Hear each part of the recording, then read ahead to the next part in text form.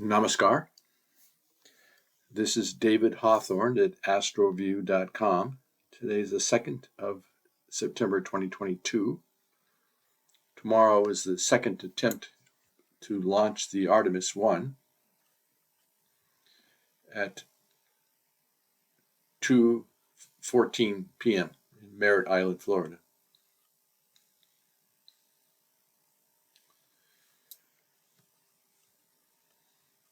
Now, I have mixed views on the success of this launch. I love the fact that this is Mercury main period, Mercury subperiod.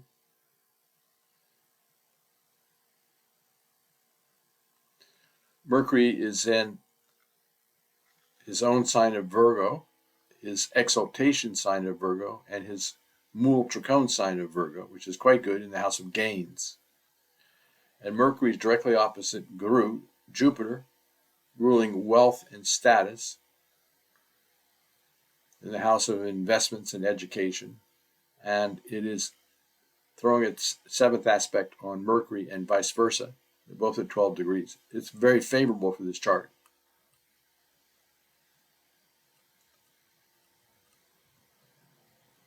So that looks pretty good. But then we run into a couple of issues. Number one, we have Moon up here in its debilitation sign. So it's weak and it's directly opposite Mars. You can round that off to about 14, and this is 17. So Mars ruling the sixth house, which could be fire and explosions, stress, afflicts Moon, which is debilitated. I'm glad that Mars is not at 17, 16, or 15 degrees. That would be very serious. So at 14, it might have a little space.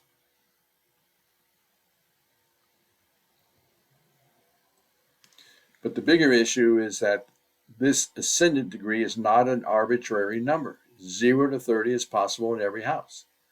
This number changes every 4 minutes of the day. It's called most effective point of every house. It's very specific to the exact time of the chart, whether it's a birth chart or country chart or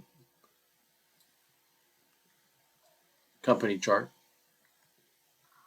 or the launch of a space shuttle. And anytime any planet is close to that number, we have to pay attention to it.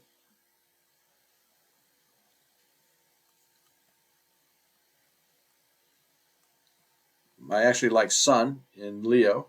That's another good positive thing about this chart. Mercury in its own sign of Virgo, Sun in its own sign of Leo. It's very powerful. That's good for large organizations and government organizations. And it's close to the most effective point, so it actually helps the 10th house of karma and the 4th house of property and conveyances. So conveyances are vehicles, meaning including spaceships. But here's where I'm concerned. Rahu and Ketu, the north and south nodes of the moon, are also on the most effective point.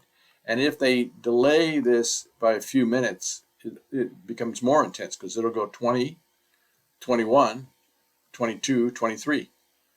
So basically, if they do try to launch on time at 2:17 p.m., it changes to 21 degrees at 2:20 p.m. And then at 2:24, it starts to move off of the 100% Rahu Ketu situation. But it would take some time. So maybe if it doesn't launch right away and we get past, we'd have to add between 3 and 5 degrees to this to be safe. So let's say 5 degrees would be best. That'd be 26. So if it doesn't launch, if there's some delay and it doesn't launch before 2:42, that would be better. Then Saturn would be on the most effective point, but Saturn for this chart is favorable. When we use the systems approach to Vedic astrology, then we know that Saturn for Scorpio is favorable, along with Moon, Jupiter, Sun, and Mercury. But we know the 6th house ruler Mars and the 12th house ruler Venus are not favorable. Venus in this chart is benign.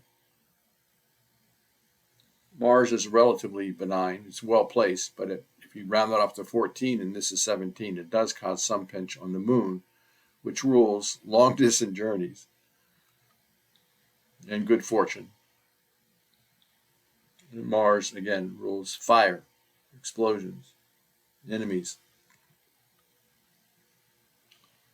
So I'm not getting a clear reading on this in terms of whether this is going to work or not work. There's some really good things in this chart that might support it and carry it through the day. But typically, transits supersede even dashas. So the dashas are fine, but the Rahu and Ketu may cause some issues.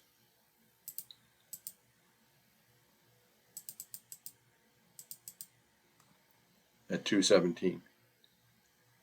Because then they would be afflicting the houses they occupy an aspect.